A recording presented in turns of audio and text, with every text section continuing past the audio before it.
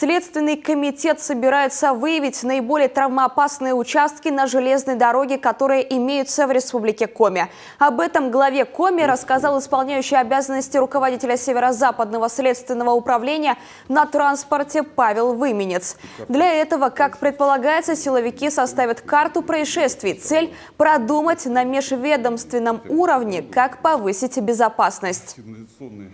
В Коми, может быть, эта проблема не так остро стоит, но все равно мы выделили ряд участков, где в одних и тех же местах с разной периодичностью погибают люди. Вот есть место, у вас там 3 было смерти в этом году.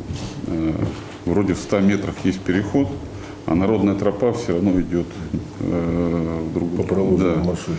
И вопрос первый к РЖД, или кто это строил этот мост, почему они вот там построили. Вот.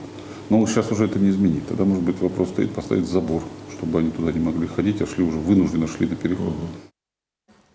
Павел Выменец привел в пример, как подобная проблема решилась на одном из сложных участков железной дороги в Санкт-Петербурге. Там произошло 7 таких несчастных случаев, прежде чем РЖД оборудовала переход светосигнальным оборудованием. Причем обошлось новшество всего в 100 тысяч рублей. Сейчас люди подходят к опасному участку, загорается освещение, и они начинают смотреть по сторонам. Результат: ни одного ЧП здесь больше не было. Возможно, в Коми следственный комитет пойдет по такому же профилактическому принципу.